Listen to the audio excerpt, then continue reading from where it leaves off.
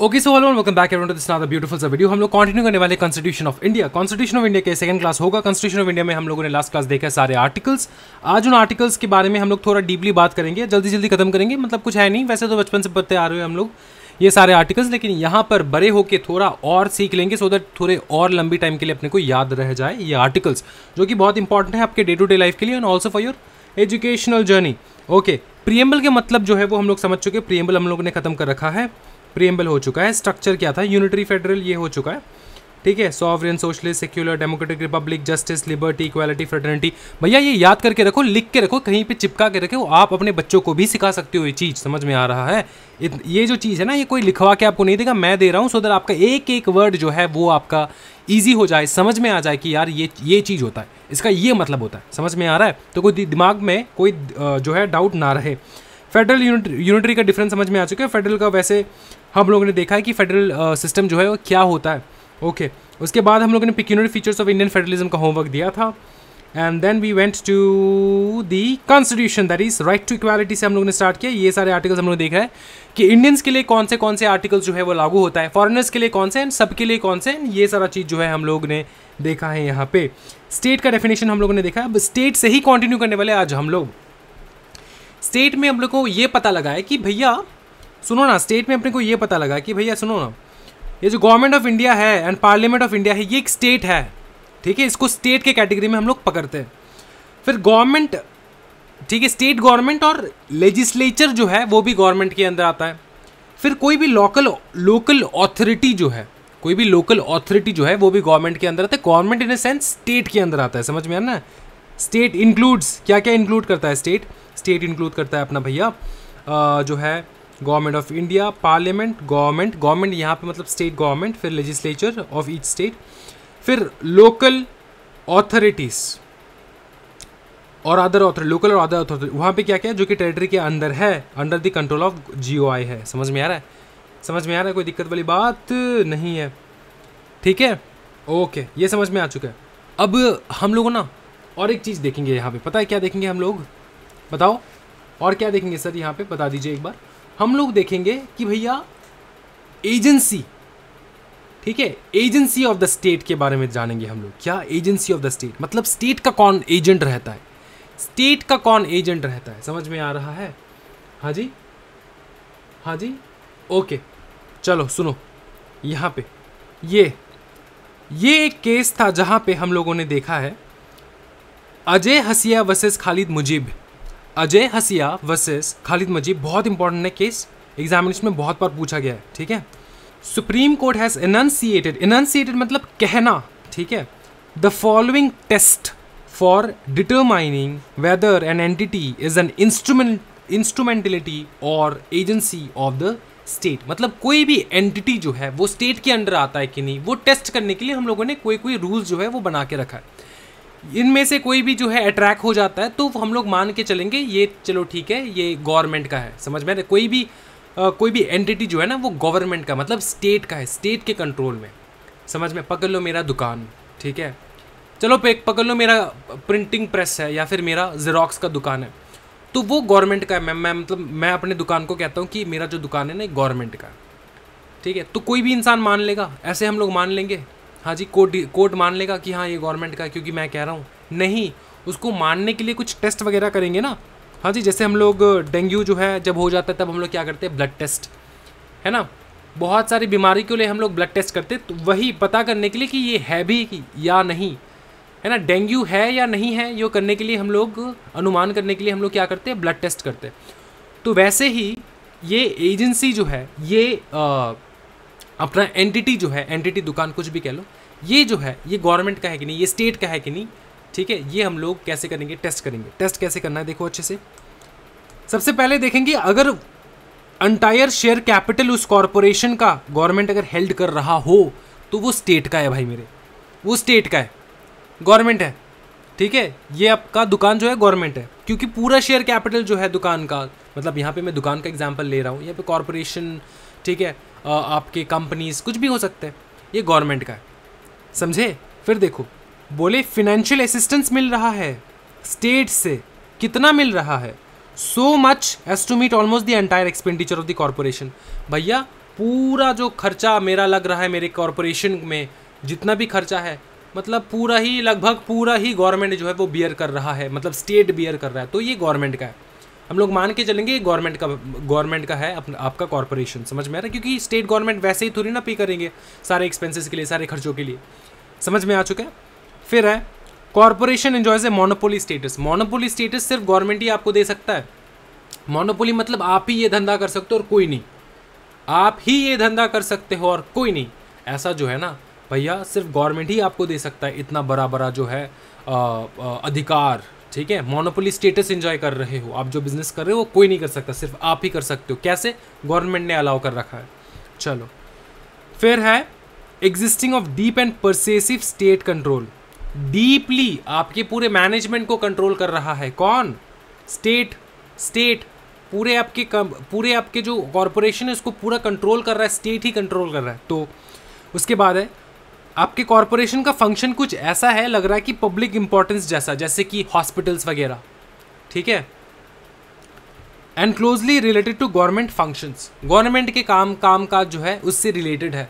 ठीक है, और ऐसा काम आप कर रहे हो जो कि लग रहा है कि पब्लिक इंपॉर्टेंस के लिए। ठीक है, प्राइवेट नहीं है, पब्लिक इंपॉर्टेंस के लिए। समझ में आ रहा है? लोगों के भलाई के लिए।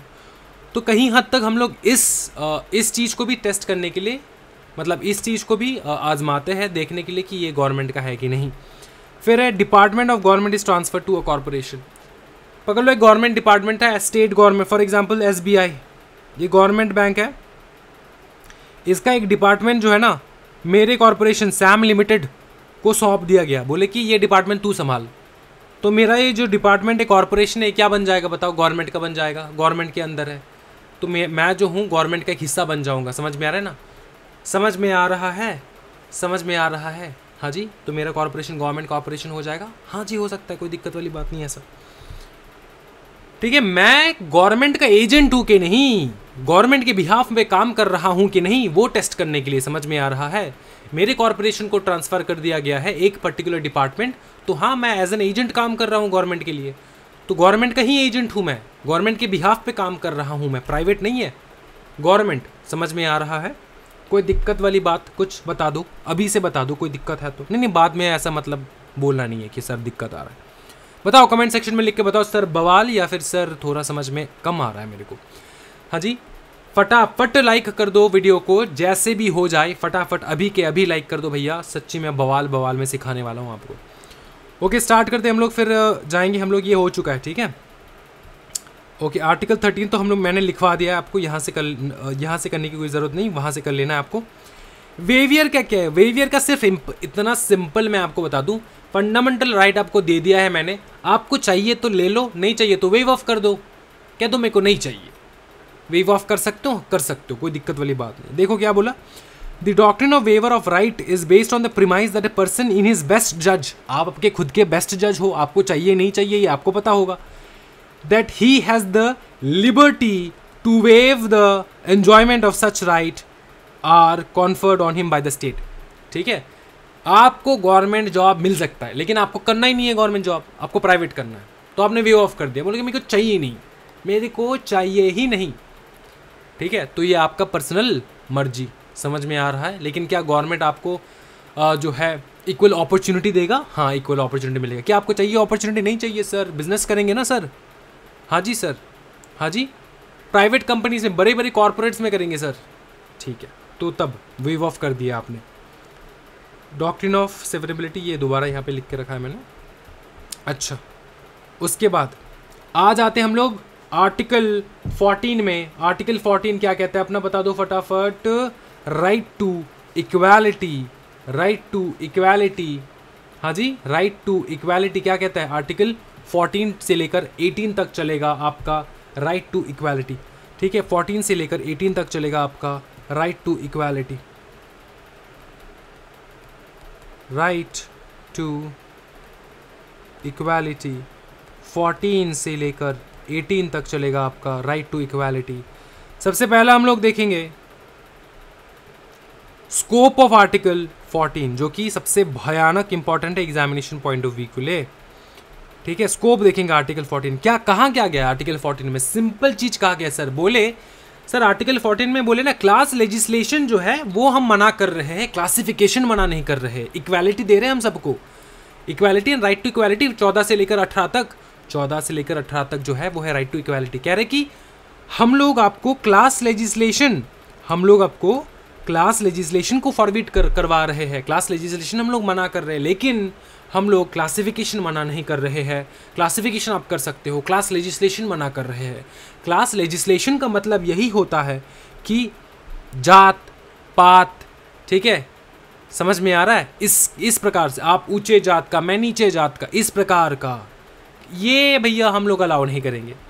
जो अलाउ करेंगे हम लोग classification on the basis of your merits, ठीक है, on the basis of your qualifications, जैसे कि doctor, engineer, CA, CS, CMA, class, ये क्लासेस है अलग अलग के, ठीक है, एमबीए, ठीक है, डॉक्टर्स, इंजीनियर्स, प्लम्बर्स।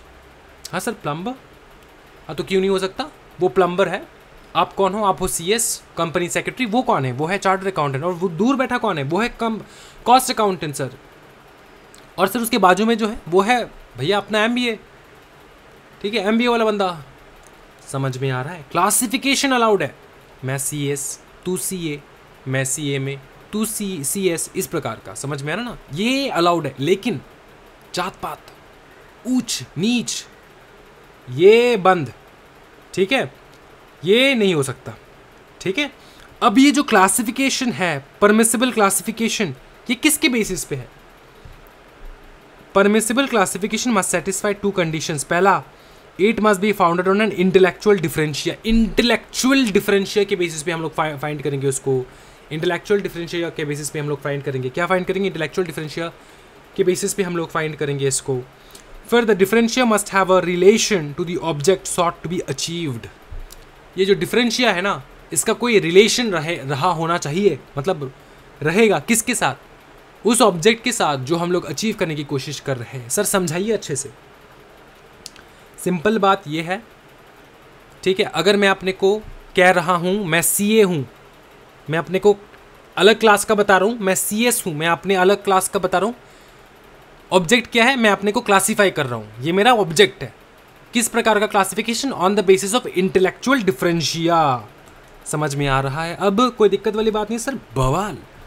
फिर बताओ सर, द क्लासिफिकेशन में B founded on a difference basis, namely geographical और अकॉर्डिंग टू ऑब्जेक्ट और ऑक्यूपेशन।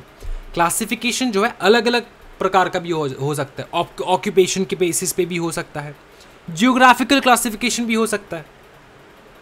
तुम कश्मीरी, हम बंगाली, तुम गुजराती, वो मराठी, है ना, समझ में आ रहा है। ये geographical, north Indian, south Indian, east Indian, West Indian, north east, समझ में आ रहा है। On the basis of geographical classification तो हो सकता है, कोई दिक्कत वाली बात नहीं है। ऑक्यूपेशन के बेसिस पे भी हो सकता है, ठीक है। लास्ट जो आपको याद रखना है आर्टिकल 14 में वो है ये, अगर कोई बंदा चैलेंज करता है, ठीक है, कि कोई क्लासिफिकेशन इनवैलिड है, ये क्लासिफिकेशन इनवैलिड है, ऐसा कोई बंदा चैलेंज कर रहा हो, किसको चैलेंज कर रहा है, कोर्ट को, सुप्रीम कोर्ट को जा चुका है वो, सुप्रीम कोर्ट के पास कह रहा है कि ये क्लासिफिकेशन जो है वो इनवैलिड है, तो सुप्रीम कोर्ट उसको कहेगा भैया कैसे इनवैलिड है ये तुम्ही को बताना होगा, हम कुछ नहीं कर सकते, हमने क्लासिफाई कर दिया है, कैसे इनवैलिड है वो आप ही बताओ।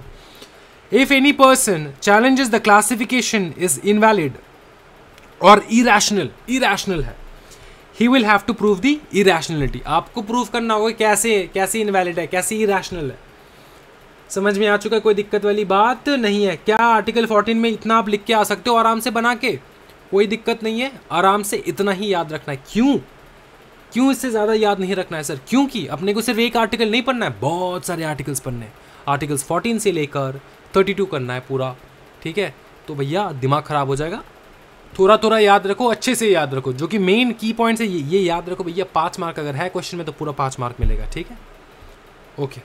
उसके बाद आर्टिकल 15 क्या कहता है? आर्टिकल 15 सीधी बात कहती है। आर्टिकल 15 कहता है कि भैया religion, race, caste, sex, place of birth, इनके बेसिस पे कोई डिफरेंस नहीं होना चाहिए, इक्वालिटी मिलेगा। राइट टू इक्वालिटी पर है हम लोग, राइट टू इक्वालिटी पर है, 14 से लेकर 18 तक राइट टू इक्वालिटी है।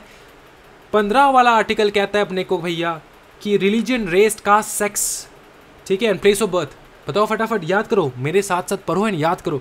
Religion race caste sex place of birth, religion race caste sex place of birth, religion race caste sex place of birth. फिर से बताओ, religion race caste sex place of birth. फिर से एक दो बार फिर से करेंगे। Religion race caste sex place of birth, religion race caste sex place of birth, religion race caste sex place of birth. ये कहता है आर्टिकल 15, कहता है कि इनके बेसिस पे कोई भी डिफरेंस नहीं होना चाहिए, कोई भी इनइक्वालिटी नहीं होना चाहिए, डिस्क्रिमिनेशन नहीं होना चाहिए इनके बेसिस पे।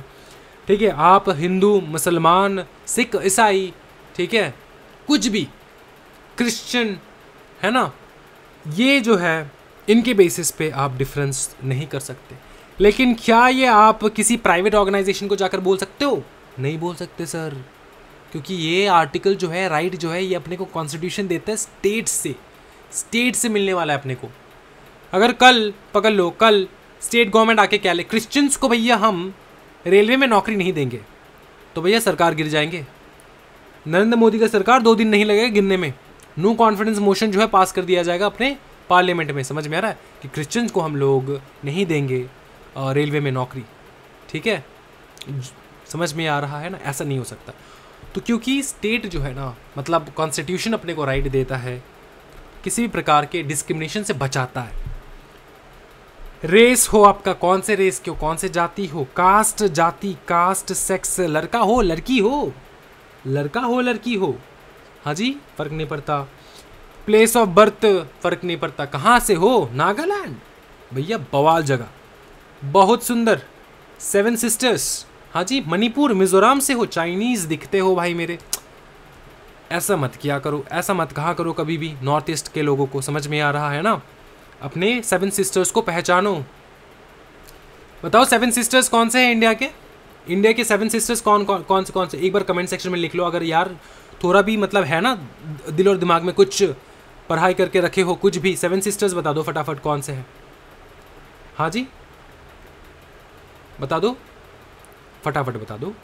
अरुणाचल प्रदेश, हाँ, अरुणाचल प्रदेश, असम, मणिपुर, मेघालय। याद आ रहा है? अरुणाचल प्रदेश, असम, मणिपुर, मेघालय, मिजोरम, नागालैंड एंड त्रिपुरा। कितना हो गया? 7 हो गया। याद आ रहा है? Arunachal Pradesh, Assam, Manipur, Meghalaya, Mizoram, Nagaland, Tripura. Place of birth से कोई भी डिस्क्रिमिनेशन नहीं होना चाहिए भाई मेरे। समझ में आ रहा है? ब्यूटी है इंडिया का, समझो कितना सुंदर, कितना डाइवर्सिफाई है इंडिया। समझो यार, कितने सुंदर है यार। कोरियन दिखते हैं नागालैंड वाले, समझ में आ रहा है? मणिपुर, मिजोरम वाले देखो एक बार, कोरियन दिखते हैं एकदम। अपना कोरिया घर पे लेकर बैठे हो और फिर आप लोग ये BTS वाला क्या क्या कहते हैं इसको, मेरे को पता भी नहीं है, ये वाले देखते रहते हो आप लोग। कोरिया अपना इंडिया में ही है, अब जाकर देखो तो एक बार। Beautiful people, boys, handsome boys, beautiful boys, you know, beautiful girls. ठीक है, कोरियन मतलब देखने में। समझ में आ रहा है? हाँ जी। लेकिन वो कौन है? हिंदुस्तानी है। समझ में आ रहा है? क्या आपके जन्म से पहले, आपके पिताजी के जन्म से पहले थे वो लोग? समझ में आ रहा है? आपके पिताजी से भी पिताजी जो है उनके जन्म से पहले थे ये लोग यहीं पे। समझ में आ रहा है? हिंदुस्तान में ही थे ये लोग, अखंड भारत का पार्ट था इनका। ठीक है, ये दिखते थोड़े अलग थे, बस इतना ही है और कुछ नहीं। दिल है हिंदुस्तानी। ये समझ में आ चुका है? ये है अपना prohibition of discrimination on the grounds of religion. ये समझ में आ चुका है? कोई दिक्कत वाली बात नहीं सर। बवाल क्या कहा गया है? ये तो आर्टिकल 1 में 15(1) में कहा गया है।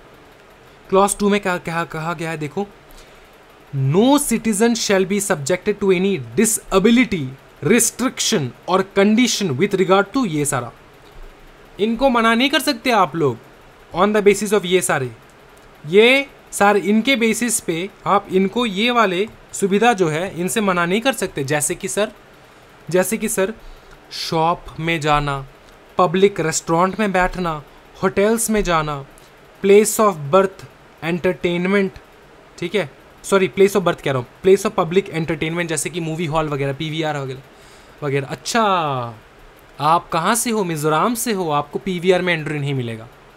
आप कहाँ से हो? बिहार से हो, आपको नहीं मिलने वाला। कहाँ से हो? महाराष्ट्र से हो, नहीं, आपको एंट्री नहीं मिल सकता। ऐसे नहीं किया जा सकता। समझ में आ रहा है? Okay, public entertainment, access to shops, public restaurants, hotels, place of public entertainment. फिर the use of well, tanks, well मतलब कुआं, पब्लिक कुआं, वो यूज नहीं कर सकते आप, नहीं हो सकता भैया, आप यूज नहीं कर सकते, आप उच्च जात के नहीं हो, नीच जात के हो, ये सब नहीं हो सकता, ठीक है ना। The use of well, tanks, इनसे आप मना नहीं कर सकते। बाथिंग घाट्स, नहाने का जगह, roads, places of public resort, maintain wholly और partially out of state fund और dedicated to use of general public, ठीक है ना। फिर से मैं बता रहा हूँ, ये सब आपको स्टेट से ही मांगना है, किसी प्राइवेट इंस्टीट्यूशन से जाके आप नहीं मांग सकते, वो लोग करना इनइक्वालिटी करेंगे, कुछ कर नहीं सकते आप, समझ में आ रहा है। फिर देखो, जैसे पकड़ लो, मैं एक आपको बताता हूँ, मैंने एक ऑर्गेनाइजेशन खोला, या चल मैंने एक रेस्टोरेंट खोला सिर्फ और सिर्फ साउथ इंडियन लोगों के लिए। इस रेस्टोरेंट में सिर्फ साउथ इंडियन लोगों का आना है, क्या ये इलीगल हो जाएगा? हाँ जी, नहीं। क्या बंगाली आके खा सकता है? खा सकते हैं, लेकिन मैं अलाउ नहीं करूंगा क्योंकि बंगाली है, मैं साउथ इंडियन को ही दूंगा। क्या आप जा सकते हो सुप्रीम कोर्ट में? नहीं जा सकते, क्योंकि ये मेरा अपना है ना, प्राइवेट है भाई मेरे, ये मैंने खुद के शौक के लिए, मतलब हाँ साउथ इंडियन लोगों के लिए खोला। लेकिन क्या मेरा बिजनेस टिकेगा, चलेगा? नहीं चलने वाला, ठीक है। साउथ इंडियन सिर्फ आके खाएंगे, बाकी लोग नहीं बैठ के खाएंगे, मेरा लॉस, ठीक है। बंद हो जाएगा, 2 दिन में बिजनेस बंद हो जाएगा, ठीक है। Socially and educationally backward classes of citizen को एडवांसमेंट मिलता है, ठीक है। शेड्यूल कास्ट, शेड्यूल ट्राइब्स, बस इतना आपको याद रखना और कुछ नहीं। मतलब 4 में कहा गया है कि ये जो सोशली बैकवर्ड लोग हैं ना, उनके लिए स्पेशल प्रोविजंस बनाने का अलाउ है, कर सकते हो, कोई दिक्कत वाली बात नहीं, ठीक है। स्पेशल प्रोविजन बना सकते हो आप वुमेंस के लिए, चिल्ड्रंस के लिए, अंडर आर्टिकल आर्टिकल 15 क्लॉज 4, ठीक है। ये हो जाएगा 3 अपना, ये हो जाएगा 4 अपना। इतना याद रखो आर्टिकल में से, और इससे ज़्यादा याद रखने की कोई ज़रूरत नहीं, क्योंकि यही इंपॉर्टेंट है, यही आपको एग्जामिनेशन में लिख के आना है, क्वेश्चन बनेगा यही से बनेगा। 16 क्या कहता है? कहता है equality of opportunity in matters of public employment. मैं फिर से बता रहा हूँ, पब्लिक एम्प्लॉयमेंट क्या है बताओ? Public employment, public employment, railways, ठीक है। फिर आपका गवर्नमेंट जॉब, कोई भी एसएससी हो जाए, कोई भी किसी प्रकार का गवर्नमेंट जॉब जो है, बैंकिंग सेक्टर, वहाँ पे आप इक्वल अपॉर्चुनिटी मांग सकते हो। लड़का लड़की, छोटा जात ऊंचा जात, कुछ भी मांग सकते हो। मैं अपने ऑफिस में नहीं देने वाला इक्वालिटी, मैं सिर्फ लड़कों को बिठाने वाला हूँ एज अ रिसेप्शनिस्ट। क्या ये मैं कर सकता हूँ? हाँ कर सकता हूँ। क्या आप कोर्ट में जा सकते हो इसको लेकर? नहीं, आप नहीं जा सकते, क्योंकि मेरा मर्जी, मेरा प्राइवेट है, मेरा प्राइवेट इंस्टीट्यूशन है। समझ में आ रहा है ना? मतलब समझा रहा हूँ, मैं बुरे दिल का इंसान नहीं हूँ, मैं लड़कियों को भी चांस दूंगा, टेंशन वाली बात नहीं है उसमें, ठीक है। मतलब मैं समझा रहा हूँ आपको कैसा है चीज़ें, ठीक है। Equal opportunity in matters of public employment. लेकिन एक्सेप्शन है इस चीज़ का, एक्सेप्शन है। पहला एक्सेप्शन है, अगर एजुकेशनल क्वालिफिकेशन चाहिए होगा तो, किसी प्रोफेशन से रिलेटेड है, एजुकेशन क्वालिफिकेशन चाहिए होगा तो, पकड़ लो एक चीज़ मैंने निकाला है, अपने स्टेट बैंक ऑफ इंडिया में एक कंपनी सेक्रेटरी चाहिए, आप बीकॉम पास, आप गए अप्लाई करने, आपको नहीं मिला, या तो आपको अप्लाई करने ही नहीं दिया, कि आप सुप्रीम कोर्ट में जा सकते हो, सर मैं स्टेट के पास गया फॉर माई जॉब, लेकिन मेरे को नहीं दिया उन लोगों ने। सुप्रीम कोर्ट पूछेगा क्यों नहीं दिया आपको? आप बोलोगे मैं बीकॉम पास हूँ और उनको चाहिए कंपनी सेक्रेटरी इसलिए, तो सुप्रीम कोर्ट आपको कॉन्स्टिट्यूशन पढ़वाएगा, या फिर बोलेगा जाके एग्जाम्स कोर्ट के वीडियो देख कर आओ, आपको पता लग जाएगा कि क्वालिफिकेशन पे बेसिस पे जो है उसमें आप जाके तर्क नहीं कर सकते, आप जाके बोल नहीं सकते कि मेरे को चाहिए, आपको नहीं देंगे, समझे? आपको नहीं मिलने वाला। क्यों नहीं मिलने वाला सर? क्योंकि क्वालिफिकेशन चाहिए इसमें, ठीक है। उसके बाद आता है रिजर्वेशन। सुन भाई, मैं पानी पी लेता हूँ, एक सेकेंड। रिजर्वेशन भाई मेरे बैकवर्ड क्लासेस का, SC ST के जगह पे आप नहीं जा सकते, OBC की जगह आप नहीं जा सकते। वैकेंसी मैंने निकाला है, सही में वैकेंसी निकाला है गवर्नमेंट ने, लेकिन किन के लिए? आपके लिए। आपके लिए नहीं भाई मेरे, किसके लिए सर? फिर किसके लिए सर? फिर बताओ ना सर, आपके लिए नहीं, किसके लिए फिर? हाँ जी, SC ST OBC इनके लिए रिजर्वेशन, फिर है रिलीजियस नेचर, भैया मंदिर, गवर्नमेंट ने मंदिर बिठाया है, वहाँ पे मेरे को चाहिए पुजारी, तो कोई मौलाना आके बोल सकता है मेरे को चाहिए जॉब एज अ पुजारी? नहीं यार, रिलीजियस नेचर का है ना, आपको हिंदू होना होगा। फिर वैसे ही अगर मस्जिद पकड़ लो बिठा लिया या फिर चर्च बिठा लिया, वहाँ पे क्या कोई हिंदू पंडित जाके बैठ बोल सकता है कि मेरे को फादर बनना है? नहीं यार, रिलीजियस नेचर का, आप हिंदू हो, आप नहीं आ सकते। रिलीजियस नेचर का जॉब जो है उसमें, ठीक है। आर्टिकल 16 समझ में आ चुके सर? हो सर, समझ में आ चुका है, हो सर, कोई दिक्कत वाली बात नहीं है। मैंने अभी छोटा छोटा मार्किंग करवा रखा है, एक बार देख लेना है सिर्फ, ठीक है। फिर अबॉलिशन ऑफ अनटचेबिलिटी, छुआछूत, छुआछूत जो है वो उसमें मना है। Untouchability shall be an offence punishable in accordance with law. Untouchability does not include an instigation to social boycott. मतलब अनटचेबिलिटी का मतलब क्या होता है? सुन, एक वर्ड होता है, वो होता है सोशल बॉयकॉट। सोशल बॉयकॉट का मतलब होता है मैं बॉयकॉट करने वाला हूं इस बंदे को, या फिर मैं बॉयकॉट करने वाला हूं चाइनीज प्रोडक्ट्स को। क्या ये वो अनटचेबिलिटी हो जाएगा? मैं छूने नहीं वाला। बॉयकॉट मतलब यूज नहीं करेंगे ना प्रोडक्ट को, क्या वो अनटचेबिलिटी है? नहीं। तो बॉयकॉट अलग चीज है, अनटचेबिलिटी। अनटचेबिलिटी ऊपर जात नीचे जात, मैं तेरे को छू नहीं सकता, तू मेरे को छू नहीं सकती, ठीक है। फिर करना क्या है जिंदगी में? करना क्या है फिर जिंदगी में बताओ, ठीक है ना, ये वाला चीज। ओके ओके, समझे भाई? Okay, untouchability, abolition of untouchability, ठीक है। सर आप भी कॉन्वेंट स्कूल से हो क्या सर? नहीं, मैं अभी कॉन्वेंट स्कूल से नहीं हूँ। देखो ठीक है, सोशल मतलब होना कोई दिक्कत वाली बात नहीं है ना। चलो सोशल, भाई मेरे फ्रेंड्स हैं जो कि कॉन्वेंट स्कूल से इतना फराटेदार इंग्लिश अंग्रेजी मारते हैं ना यार, मेरे को जेलस लगता है। मेरे को लगता है कि यार if I have that capability to speak like them I would have reached higher heights, you know, I have achieved much higher heights by this age, got it? तो भैया वो एक टैलेंट है, उसको अप्रिशिएट करना चाहिए, है ना। चलो कोई दिक्कत वाली बात नहीं। Untouchability does not include an instigation to social boycott, ये तो समझ में आ चुका है, कोई दिक्कत वाली बात नहीं सर। आगे बताओ sir. Abolition of titles, abolition of titles, abolition of titles, abolition of titles क्या होता है? Abolition of titles क्या बताओ? Abolition of titles, abolition of titles, इसका मतलब मैंने आपको पहले भी बता रखा है। जैसे ये वर्ड्स है ना, सर, राज बहादुर, राय साहेब, नाइट, ठीक है, ये सारे ये अलाउड नहीं है। लेकिन क्या अलाउड है?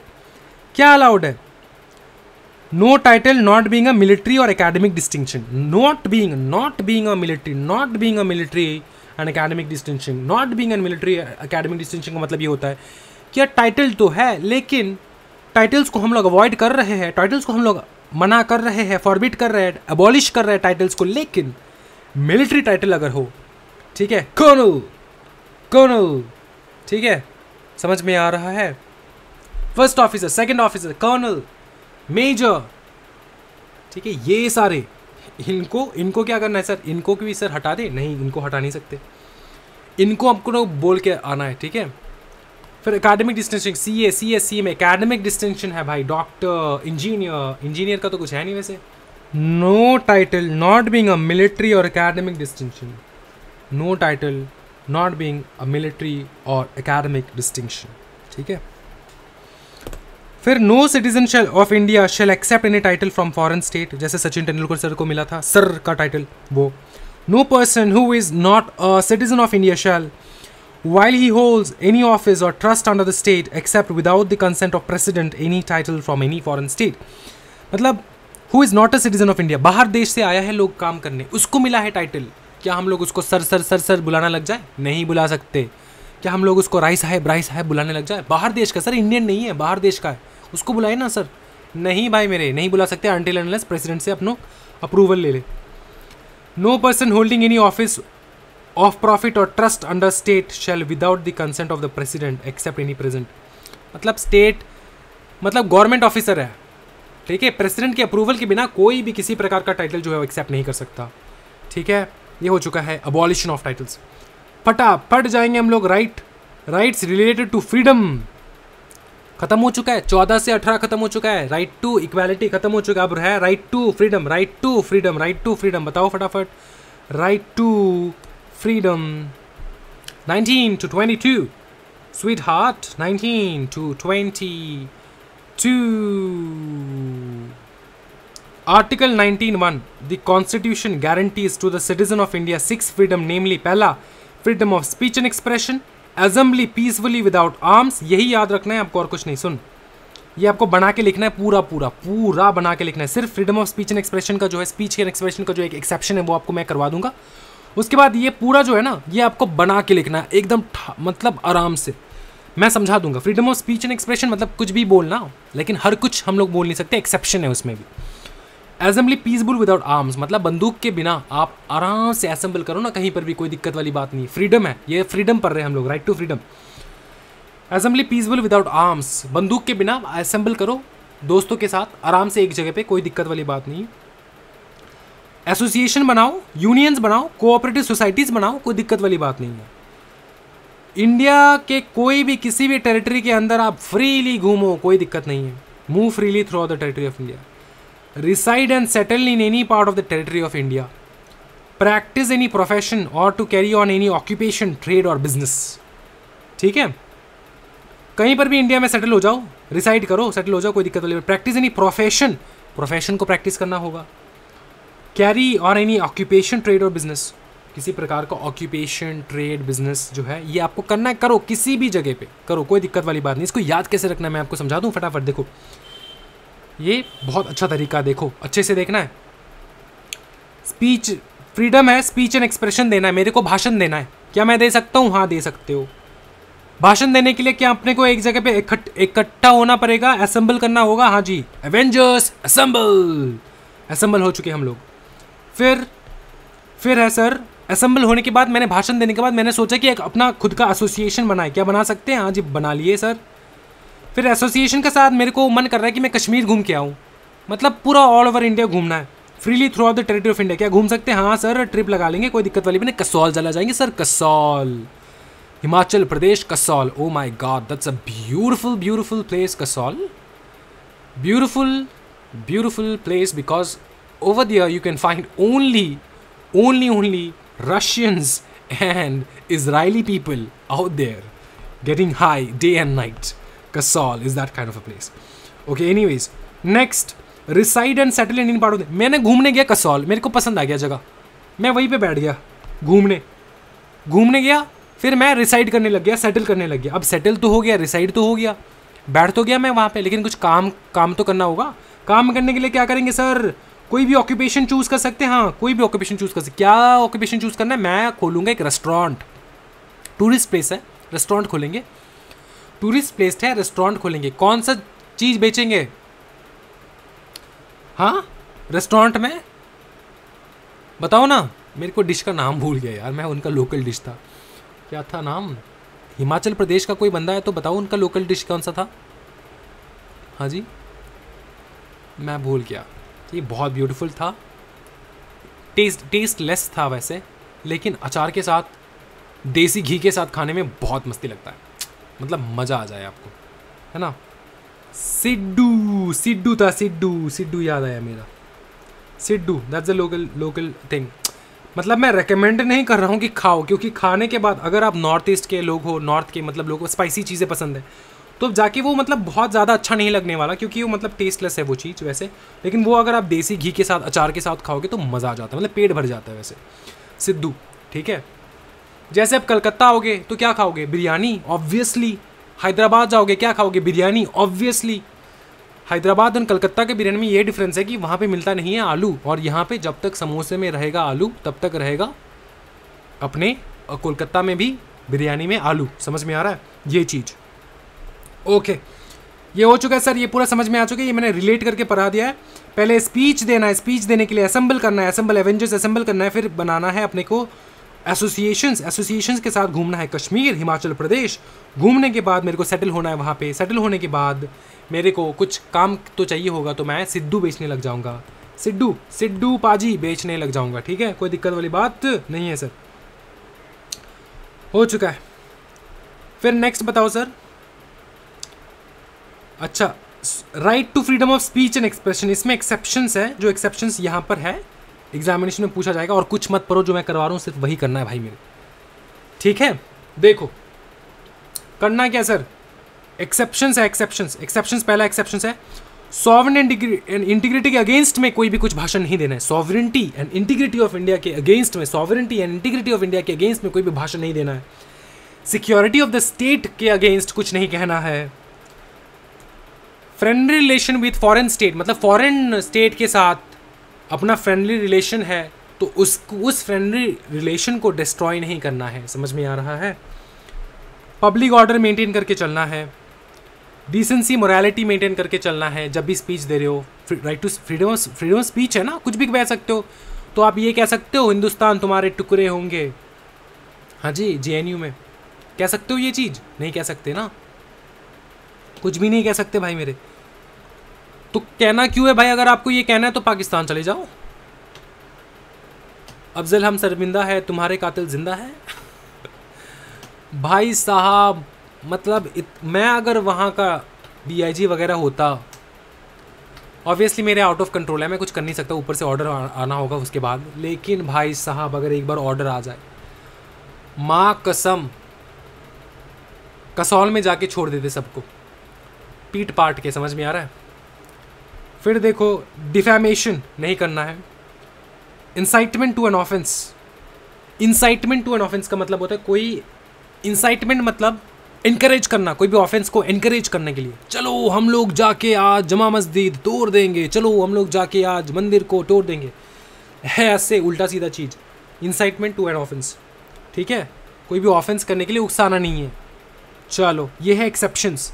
स्पीच है दो, भाषण में उल्टा सीधा चीज़ मत बोलो, ये सारे उल्टा सीधा चीज़ नहीं करना है, ठीक है, ध्यान में रखना होगा। क्या रख सकते हो? हाँ जी। फिर बताओ सर, ये freedom of assembly, freedom of assembly association, ये खुद से बना के लिखना है, पर हो मत, बच्चे मत बनो, बड़े हो चुके हो, आराम से लिखो। अगर ये भी लिखना नहीं आता तो क्या ही बताए भाई मेरे, कैसे पास हो चुके हो क्लास 12 मेरे को पता नहीं है भाई, ठीक है, ये आपको बना के लिख लेना है। फिर आता है अपना आर्टिकल 19, खत्म हो चुके हैं हम लोग। सर करने वाले अभी प्रोटेक्शन, बताओ ना क्या करने वाले हम लोग सर? आर्टिकल जो है हम लोगों ने 19 कंप्लीट कर रखा है सर, 19 कंप्लीट कर रखा है। अभी हम लोग करेंगे 20, 21, 22। 20 क्या कहता है देखो, 20 कहता है अपने को आर्टिकल 20, 21 एंड 22 क्या कहता है देखो। उसमें से आर्टिकल 20 क्या कहता है? कहता है guarantees all the citizens, all persons whether citizens और नॉन सिटीजन्स 3 राइट। ये राइट सबको मिलेगा, चाहे आप इजरायली हो, चाहे आप रशियन हो, कुछ भी, whether citizens or not citizens, namely protection against ex post facto loss, protection against double jeopardy, protection against self incrimination।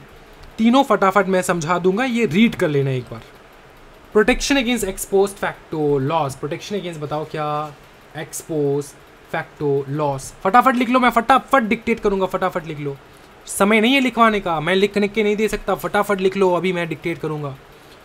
No new law can treat past act as an offense, and it also cannot increase the punishment for the past offense। हो चुका है, repeat करना है फिर से।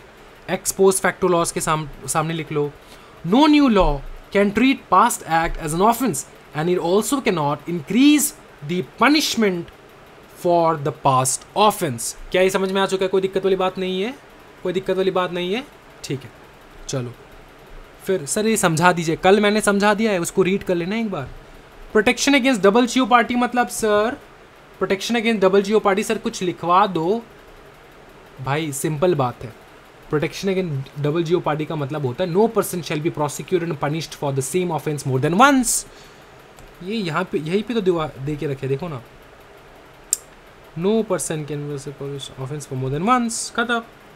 Protection against self incrimination, protection against self incrimination, protection against self incrimination मतलब खुद के अगेंस्ट गवाही देना। No person accused to any offence shall be compelled to be a witness against himself. In other words an accused cannot be compelled to state anything which goes against him, but it is to be noted that a person is entitled to his protection only when all these 3 conditions are satisfied। आप ये article 20 वाला चीज जो है police officer को बोल सकते हो। अगर पुलिस ऑफिसर ने आपको he must be accused of an offence, there must be a compulsion to be a witness. आपको बोला कि आपने ऑफेंस किया है, आप विटनेस बनना है इस ऑफेंस का, आपको खुद ही विटनेस बनना है, तो ये चीज़ नहीं हो सकता। ठीक है, सच कंपल्सन बताओ ना, such compulsion should result in giving evidence against himself. ठीक है, पुलिस ऑफिसर कह रहे हैं अपने खुद के अगेंस्ट में एविडेंस निकालो, तब जाके आप आर्टिकल 20 कह सकते हो कि सर रुको रुको रुको रुको, आपने मेरे को पकड़ के रखा है, कोई दिक्कत वाली बात नहीं है, मैं आपको माफ़ कर देता हूँ, लेकिन आप ये नहीं कह सकते कि मेरे अगेंस्ट में मैं खुद मेरे अगेंस्ट में गवाही दूँ, मैं खुद मेरे अगेंस्ट में सबूत प्रोड्यूस करूँ, वो आपका काम है। फिर आपको मिलेगा दया जैसा थप्पड़ एक पटाश करके। ठीक है, लेकिन आवाज़ जो है वो किसी और ही साउंड का निकलेगा, ठाश। फिर आप खुद ब खुद बोलने लग जाओगे खुद के अगेंस्ट। मतलब जो दिखाते हैं ना सीआईडी में, दया जाके थप्पड़ मार देता है, और ये इलीगल है। वैसे सुनो, ये इलीगल है, आर्टिकल 20 अपने को राइट देता है। ठीक है, आप जाके ऐसे थप्पड़ मार के उसको निकाल नहीं सकते। सेकंड डिग्री, थर्ड डिग्री, ये सब नहीं है भाई मेरे, लीगली नहीं है। ये पुलिस स्टेशन में हो जाता है भाई, जितना भी आर्टिकल हो जाए, कुछ कर नहीं सकते सर। सच्ची में कुछ कर नहीं सकते? कर सकते हैं। एक बार अगर इस आर्टिकल के बारे में आपको अच्छे से करना है ना, सेल्फ इंक्रिमिनेशन के बारे में अगर आपको अच्छे से पढ़ना है ना, तो एक बार डेली क्राइम्स देखो, लास्ट तक देखो, पता लग जाएगा कि ये क्या है, कैसे गुनहगार बच भी सकता है और कैसे पुलिस ऑफिसर को भारी पड़ भी सकता है ये सब चीज़ करने के लिए, जो अगर वो कर रहे हैं तो। समझे? Prosecution of life and personal liberty, बोले no person shall be deprived of his life और personal liberty except according to the procedure established by law. मतलब किसी भी इंसान को अपने जो है लिबर्टी, पर्सनल स्पेस में रहने का अधिकार है, कोई भी उसको छीन नहीं सकता, until and unless something is prescribed by law, established bye law. मतलब लॉ अगर ने कह रखा है कि इस बंदे को भैया प्राइवेटली मैं रहने नहीं दूंगा क्योंकि इसको डाउट है इसके ऊपर। जैसे कि केस था Kharak Singh versus state of UP, यहाँ पर कोर्ट ने बताया, court held in this case that police can keep a watch on anti social people and bad character. तुम्हारा लिबर्टी जाए बाहर में, तुम्हारे ऊपर मैं नज़र रखूंगा, तुम कुछ कर नहीं सकते। ये एक्सेप्शन है इसमें, Kharak Singh versus state of UP. समझ में आ चुका है?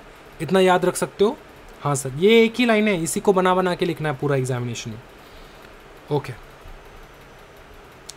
फिर सर अरेस्ट एंड डिटेंशन से भैया प्रोटेक्शन मिलता है ना सर? कैसे सर बताओ? यहाँ से करना है एग्जामिनेशन में, यही से लिखना है। A person who is arrested can not be detained in custody unless he has been informed कि भैया किस वजह से आपको अरेस्ट किया गया है। जब तक कि ना वो आपको बता दे तब तक आपको अरेस्ट नहीं कर सकते। आपको ऐसे कान पकड़ के लेकर नहीं जा सकते, आपको बोलना होगा कि भैया आप इस वजह से आपको अरेस्ट किया जा रहा है, ग्राउंड्स बताने पड़ेगा किस कारणवश आप अरेस्ट कर रहे हो। जो पर्सन को अरेस्ट कर रहे हैं ना, उसके पास पूरा राइट है कंसल्ट करने के लिए, अपने को डिफेंड करने के लिए bye legal practitioner of his choice. खुद का लीगल प्रैक्टिशनर के लिए आप मांग सकते हो। अ person who is arrested and detained must be produced before the nearest magistrate within a period of for 24 hours। 24 hours के अंदर अंदर एक बार आपको अरेस्ट किया, उससे ज़्यादा आपको डिटेन नहीं कर सकते, आपको प्रोड्यूस करना होगा नियरेस्ट मैजिस्ट्रेट के पास। समझ में आ रहा है? हाँ जी, ये बात याद रखना। जो आपको 4 दिन 5 दिन के लिए जेल में बंद करके रख देते नहीं, इलीगल है। आप केस भी कर सकते हो अगर आपको, लेकिन प्रोवाइडेड दैट आपको लॉ पता होना होगा। बहुत सारे टाइम आप देखोगे ना, मतलब चोरी के लिए पकड़ा गया तो रात भर जेल में रख के छोड़ देते, 24 आवर्स पूरा नहीं करते, रात भर जेल में रखते फिर छोड़ देते। ठीक है, 24 आवर्स से पहले छोड़ देते हैं, क्योंकि 24 आवर अगर रख गया भैया वो इलीगल हो जाएगा। फिर प्रिवेंटिव डिटेंशन, ये क्या है मैं आपको समझाता हूँ। ये preventive detention means detention of a person without trial. आप जेल में हो, आपको 6 महीने का सजा मिला है और आप जेल की दीवार में लिख रहे हो एक बार में निकल जाओ जेल से, ऐसे बात कर रहे हो अपने आप से, एक बार मैं जेल से निकल जाऊं, इस जेल को मैं बम से उड़ा दूंगा, जज जिसने मेरे को पनिशमेंट दिया उसको बम से उड़ा दूंगा मैं, बम बड़ा बम कर दूंगा मैं। तो जेलर सुन लिया तो जेलर आपको डिटेन कर देगा और 3 महीने के लिए। जेलर बोलेगा भैया तू रह यहीं पे, तू सुधरा नहीं है, तू रह यहीं पे। क्या 3 महीने से ज़्यादा कर सकते, लेकिन परमिशन लेना होगा कोर्ट से। देखो क्या है, देखो मैक्सिमम 3 महीने, beyond this requires approval of advisory board. 3 महीने के लिए डिटेन कर सकते हैं, हाँ कर सकते हैं, उसके ज़्यादा कर सकते हैं, लेकिन अप्रूवल चाहिए एडवाइजरी बोर्ड से। और ये एडवाइजरी बोर्ड है कौन? Which consist of high court जजेस वेदर प्रेजेंट और पास्ट जजेस। ठीक है, हाई एडवाइजरी बोर्ड में हाई कोर्ट का जज बैठता है जो कि प्रेजेंट है या फिर पास्ट का भी हो सकता है। चलो फिर आता है पर right against exploitation, article 23 and 24 करेंगे साथ ही साथ। 23 कहता है ह्यूमन ट्रैफिकिंग को रोकना एंड फोर्स्ड लेबर को। 24 कहता है चाइल्ड लेबर को रोकना। ठीक है, ये दोनों मैंने बहुत अच्छे से एक्सप्लेन किया, बहुत ज़्यादा अच्छे से एक्सप्लेन किया लास्ट क्लास, तो मैं एक्सप्लेन नहीं करूँगा, सिर्फ यहाँ पे एक बार दिखवा दूंगा। Article 23 impose complete ban on traffic in human beings. इंसानों का खरीदना बेचना, इंसानों का खरीदना बेचना भाई मेरे, इसके ऊपर रोक लगाओ, इसके ऊपर बंद लगाओ। फिर ठीक है, और किसी को पकड़ के जबर जबरदस्ती बोलना कि भैया तू भीख मांग, फोर्स्ड लेबर। ठीक है, या तो भीख मंगवा रहे हो या फिर आपके घर में काम पे लगवा दिया आपने, फोर्स्ड लेबर। चिल्ड्रन को काम करने से एज ऑफ 14, ठीक है, बिलो द एज ऑफ 14 उनको किसी भी प्रकार के फैक्ट्री और माइन जो है वहाँ पे काम करने से अलाउड नहीं है, काम कर नहीं सकते वो वहाँ पे। फिर है right to freedom of religion. ठीक है, right to freedom of religion, यहाँ पर सिंपल चीज़ है भाई मेरे। Right to freedom of religion में कहता है every person, article 25 gives every person the right to freedom of conscience. मतलब कोई भी भगवान को मांगना चाहते हो, कोई भी आप कुछ भी आप मानते हो, ठीक है, वो आपका राइट है, मान सकते हो। क्या आप पेड़ को भगवान मानते हो? मान सकते हो। क्या आप जानवर को भगवान मानते हो? मान सकते हो। क्या आप माता पिता को भगवान मानते हो? मान सकते हो। क्या आप उनको पूजा करते हो? मान सकते हो। आप पत्थर को पूजा करते हो? मान सकते हो, कोई दिक्कत वाली बात नहीं है। Freedom of conscience, the right feel to profess practise and propagate religion. Profess कर सकते हो, प्रैक्टिस कर सकते हो, प्रोपोगेट कर सकते हो रिलीजन। ठीक है सर, समझ चुके सर, आगे बढ़िए सर, आगे और क्या है सर, और आगे क्या है? Freedom to manage religion affairs. हाँ, अपने खुद के रिलीजन अफेयर्स जो है आर्टिकल 26 कहता है, देखो आर्टिकल 26 कहता है आपके खुद के रिलीजन अफेयर्स जो है आप खुद हैंडल करो, कोई दिक्कत वाली बात नहीं है। और आपको राइट भी देता है to establish maintain institution of religious and charitable purpose, to manage its own affairs in matters of religion, to own and acquire क्या movable and immovable property, to administer such property in accordance with law. Article 27 भैया सीधा बोल दिया कि भैया compel मत करो किसी भी मंदिर मस्जिद किसी को भी टैक्स देने के लिए। ठीक है, वो भरोसे के ऊपर चलता है, भरोसे के ऊपर चलने दो, बहुत पैसा कमाने दो, लेकिन टैक्स नहीं लगेगा उसके ऊपर। ठीक है, फिर देखो article 28 prohibits religion instructions in certain educational institutions and gives freedom to person to participate in such religious institution. तो रिलीजियस नेचर का कोई भी इंस्ट्रक्शन आप नहीं दे सकते किसी भी प्रकार का। ठीक है, गवर्नमेंट स्कूल वगैरह इन सब में prohibit religious instructions in certain education. Sir लेकिन कॉन्वेंट स्कूल में तो I love my Jesus Christ ऐसा करके सर पढ़ाते सर। हाँ सर, तो वो सर तो भैया वो तो प्राइवेट है ना वो गवर्नमेंट थोड़ी ना है, समझ में आ रहा है। चलो डीपीएस वगैरह में चले जाओ, ठीक है, किसी भी गवर्नमेंट के स्कूल में चले जाओ, गवर्नमेंट स्कूल में, वो वहाँ पे आपको देशभक्ति सिखाएंगे, देशभक्ति, रिलीजन का भक्ति नहीं, देशभक्ति सिखाएंगे पक्का। Protection of interest of minorities, article 29 कहता है 2 राइट देता है, 2 राइट कहता है अपने खुद के लैंग्वेज स्क्रिप्ट कल्चर, ठीक है, कंजर्व करो। जैसे बंगाल में बंगाली, तमिलनाडु में उनका खुद का लैंग्वेज, समझ में आ रहा है, अपने खुद के कल्चर को प्रोटेक्ट करो, इसमें कोई दिक्कत वाली बात नहीं है। पकड़ लो मैं बंगाली, मैं चला गया दिल्ली में या फिर महाराष्ट्र में, वहाँ पे अगर मैं अपना खुद का कल्चर प्रैक्टिस करने लग गया, ठीक है, अगर मैं खुद का प्रैक्टिस करने लग गया किसी भी प्रकार का, क्या बताऊँ ना, किसी भी प्रकार का रिलीजन, मतलब मैं बंगाली, मैं भैया दुर्गा पूजा करने लग गया फॉर एग्जांपल, महाराष्ट्र में भी होता है बहुत बड़ा दुर्गा पूजा, ठीक है, तो क्या वो अलाउ नहीं करेंगे मेरे को? करेंगे, कोई दिक्कत वाली बात नहीं। मैं तो माइनॉरिटी हो जाऊंगा ना महाराष्ट्र में जाके, हाँ जी, मैं तो माइनॉरिटी हो जाऊंगा महाराष्ट्र में जाके, वहाँ पे तो भैया मराठी लोग हैं सब, है ना, यहाँ पे बंगाल में बंगाली है, तो क्या बंगाली में गणेश पूजा नहीं होते हैं सर, हम लोग करते हैं। वैसे तो भैया क्या ही बताए, पूरा हिंदुस्तान में सभी भगवान, सभी जो है जो लोग जो हिंदू मुसलमान क्रिश्चियन सब लोग मानते हैं ना, तो उसमें कोई दिक्कत वाली बात नहीं। समझाने के लिए कह रहा हूँ, अपना खुद का कल्चर बचाओ, ठीक है, खुद का कल्चर अपना बचाओ। नेपाली अपने खुद के कल्चर को बचाओ, अपना खुद का डायलेक्ट बोलो, इसमें प्राउड फील करो यार खुद के डायलेक्ट बोलने पे, ठीक है। खुद का कल्चर बचाओ, ये कह रहा है कॉन्स्टिट्यूशन। इन्फ्लुएंस्ड मत हो जाओ, ठीक है। समझ में आ रहा है? I want speak only English with you, बाप रे बाप, ऐसा नहीं। अंग्रेजी घर में जितने भी बच्चे हैं, I have seen this, okay? I don't understand this. I seriously don't understand this. In my family, I tell you something, okay? In my family, neither my mom nor my dad speaks in English with me or my younger brother. Understood? Still, I am confident enough कि I speak good English. Not the best, but good English. मतलब समझ में आ रहा ना कि कम से कम मेरे को I can speak as much as it is required for me to live my life. Understood? Or I can speak English in a way where I can give a big speech for hours and hours. I don't have any problem for that. I can teach in English, I can speak, I can sing, and I can do every other stuff which is required to be done in a particular language which is known as English. इसमें कोई दिक्कत वाली बात नहीं है।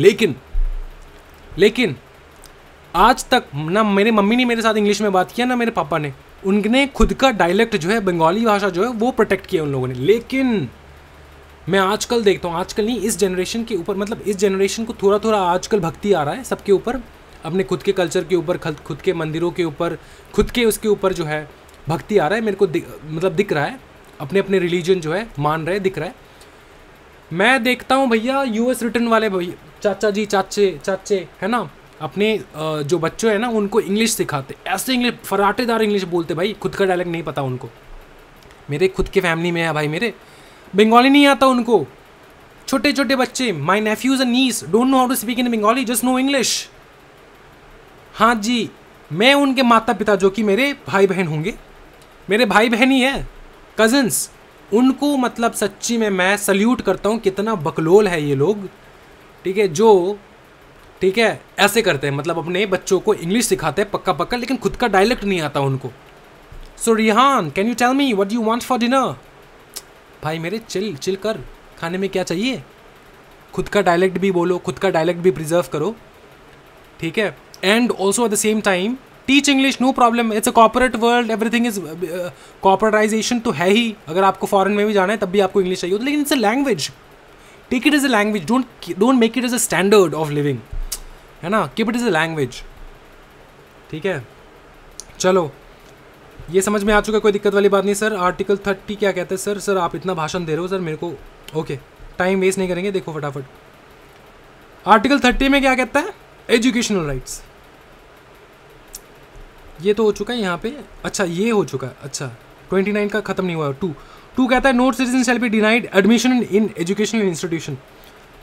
आप हो पकड़ लो क्रिश्चियन, क्या आपको गवर्नमेंट स्कूल में एडमिशन नहीं मिलेगा? मिल जाएगा सर, कोई दिक्कत वाली बात नहीं, मिल जाएगा। आप हो हिंदू, क्या आपको मदरसा में एडमिशन मिल जाएगा? नहीं मिलेगा, क्योंकि वो उनके खुद के रिलीजियस इंस्टीट्यूशन है, गवर्नमेंट नहीं है, ठीक है, स्टेट का नहीं है।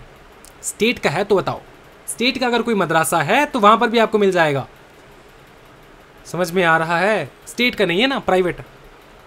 तो no citizen shall be denied admission into any educational institutions maintained by the state, ठीक है, और any institution which receive state fund, ठीक है, on the basis of religion, caste, language, any of them, ठीक है। स्टेट का मांग सकते हो, गवर्नमेंट स्कूल में जाके आप पढ़ाई कर सकते हो, कोई दिक्कत नहीं, कोई रोकेगा नहीं। आप right of minorities to establish and administer educational institutions. Following rights are declared in article 30। Following rights are declared in article 30। कौन सा राइट्स है सर? देखो ना, all minorities whether based on religion और लैंग्वेज, कुछ भी हो जाए, shall have the right to establish and administer education institution. आपका खुद का एजुकेशनल इंस्टीट्यूशन बनाओ, कोई दिक्कत वाली बात नहीं है। मदरसा बनाना चाहते हो बनाओ, हाँ जी, गुरुकुल बनाना चाहते हो बनाओ, कोई दिक्कत नहीं है, ठीक है। द स्टेट कैनॉट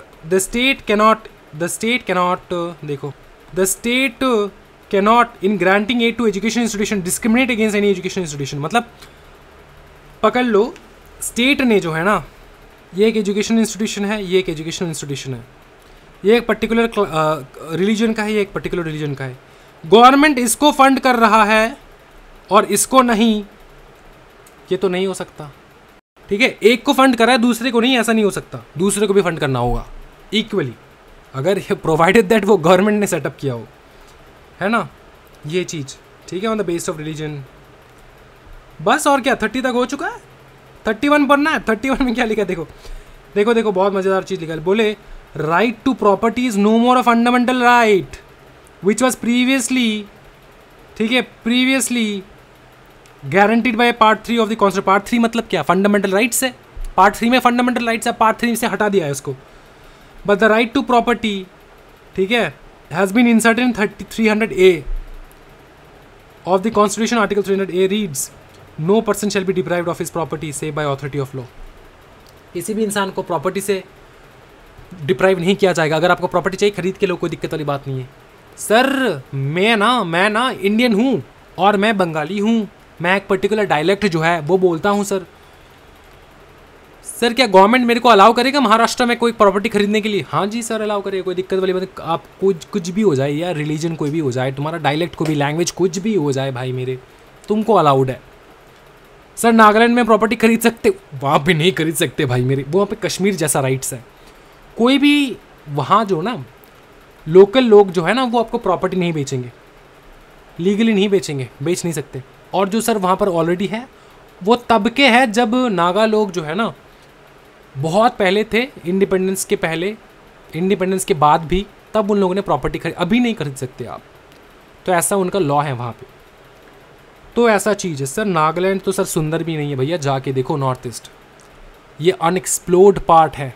जब मैं बचपन में छोटा था ना, ऑब्वियसली बचपन में छोटे थे, सब लोग छोटे रहते, जब मैं क्लास 7-8 में था तब मैं CID देखता, CID देखता था रात के 10 बजे जो है ना, वो देता था अपने सोनी टेलीविज़न पे। CID में एक दिन दया ने बोला कि चलो घूम के आते कहीं पे, सॉरी इसको क्या कहते हैं, प्रद्युमन, ठीक है, ACP प्रद्युमन ने कहा चलो कहीं पे घूम के आते, तो दया कहता है चलो नागालैंड जाते हैं। That was the time when I heard the word Nagaland actually, Northeast, one of the most beautiful part of India. You should go and visit Dizuku Valley, it's heaven out there. Okay. अब next करना है right to constitutional remedies. यहाँ से जो है ना हम लोग इतना तेज़ी भागेंगे, क्या ही बताए, इतना तेज़ भागेंगे आप पागल हो जाओगे। बोलोगे सर रुक जाओ, लेकिन मैं रुकूंगा नहीं, मैं स्पीड में चलूँगा, एकदम एक स्पीड में चलूँगा।